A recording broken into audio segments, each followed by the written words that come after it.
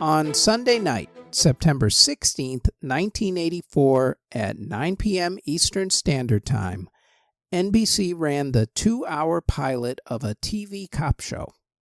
The popular myth is that NBC programming head Brandon Tartikoff wrote the words MTV Cops on a napkin during a brainstorming session for new TV shows. He presented the idea to writer Anthony Yerkovich, who wrote and produced the TV show Hill Street Blues, and also to producer Michael Mann. Yerkovich wrote the pilot episode and called the show Gold Coast, then changed it to what it became, Miami Vice. Yerkovich, however, has said that he was the one who came up with the idea of the show from a newspaper article about Miami crime. Yerkovich was obsessed with Miami. The city at the time was experiencing a lot of violent crime and wealth, as it had become the cocaine capital of America in the 1980s. The show also caught hell for its use of violence in every episode. However, it was really depicting the Miami cocaine wars. There was not exactly a lot of nonviolence in those. That same criticism was also leveled at a movie about a Miami crime lord that came out the year before in 1983, the Brian De Palma movie Scarface, starring Al Pacino, with the screenplay written by Oliver Stone with some of the most iconic lines in movie history. You want to play? Okay, we play. Say hello to my little friend, etc., etc., etc. Love that movie. Oh, such a great screenplay. Anyway, Yerkovich focused the show on the Miami Vice Squad and the frustration that they felt taking down drug dealers and cartel members, only to have more take their place. The show cast Don Johnson as Detective Sonny Crockett and Philip Michael Thomas as Ricardo Tubbs. Johnson was not the first choice for the role, though, as he had a reputation at the time after being casted in 5 other shows that never made it past the pilot episodes. Nick Nolte and Jeff Bridges were actually each offered the role, but turned it down because they wanted to do more films. Plus, actors doing television were not looked at as being serious actors back in the day. Actors really wanted to do movies or absolutely nothing. The stigma about doing television didn't change for decades when Holly Hunter and Kyra Sedgwick did gritty TV series for cable television like TNT. Then everybody started doing shows on HBO like The Sopranos and The Wire, and suddenly every actor saw the potential of doing serious television shows. In the end, the role of Sonny Crockett came down to Don Johnson, Gary Cole, and Larry Wilcox, who had been on the 70s TV show Chips. Johnson eventually won the role. The show was a bit of a slow burn. It started out okay in the ratings, but not great in 1984. In the spring of 1985, though, it suddenly, for some reason, caught fire. By the time its second season premiered in September of 1985, it was a cultural phenomenon. There were many parts of it that helped make it define the 1980s. The first was its use of colors. The show borrowed its looks from Miami's South Beach area with its pastel color themes. Neon pink and blue might have been a thing before Miami Vice, but it was maybe for an occasional music video or two. After Miami Vice, pastels and neon colors were everywhere. The show expertly created a style all its own. It became fashionable to have 5 o'clock shadow, wear suits with white t-shirts and shoes with no socks, basically the Italian Armani look at the time. It made drug dealers look very glamorous with nice boats, mansions, and especially cars. By the way, the black Ferrari in the first 2 seasons was actually a replica built over a Chevy Corvette. Ferrari sued for trademark infringement, but settled the lawsuit before season 3 and even did a little product placement by giving the show a couple of white Ferraris to use.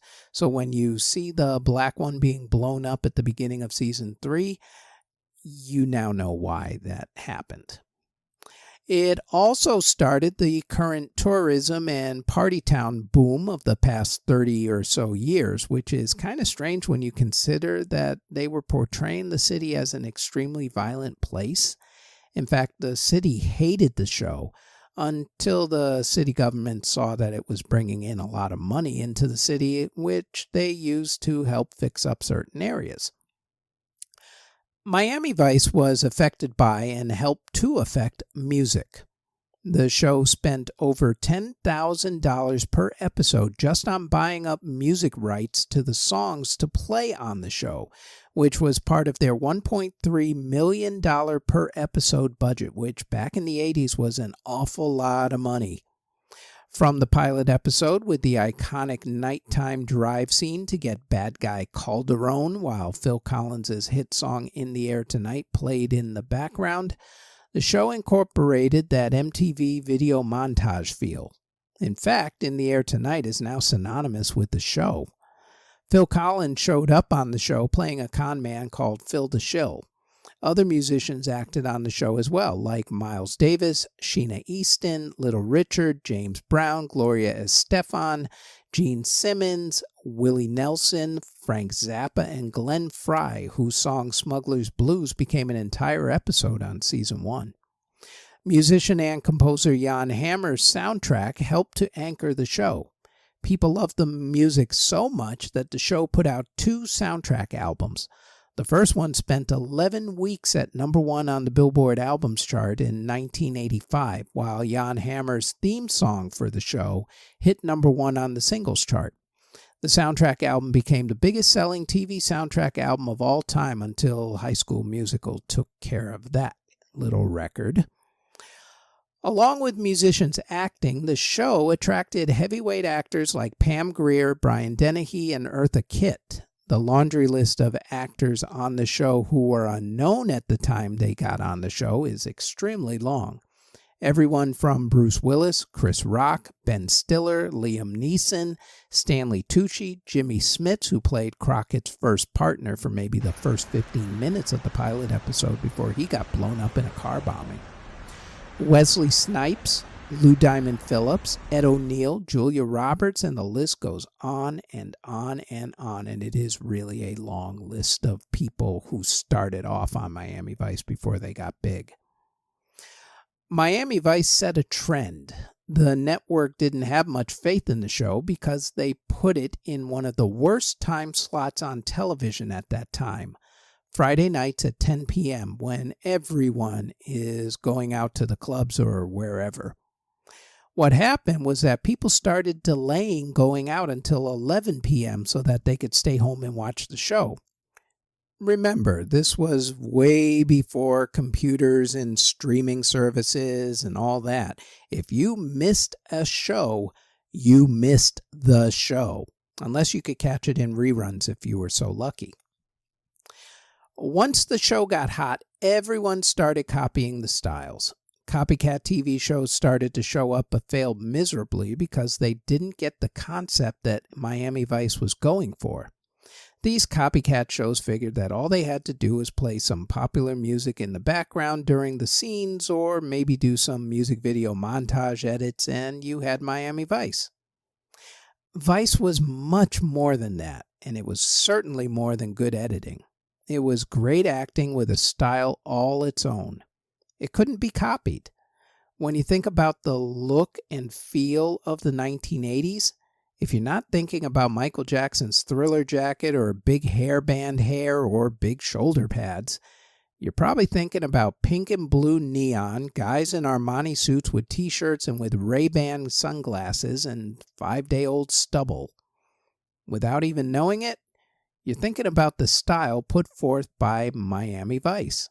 It defined the style of the mid to late 1980s, and even though the show ran for 5 seasons, it was really the first 2 seasons that set it apart from everything else and started all the trends. The pilot episode of Miami Vice, 9 p.m. Eastern Standard Time, Sunday, September 16th, 1984.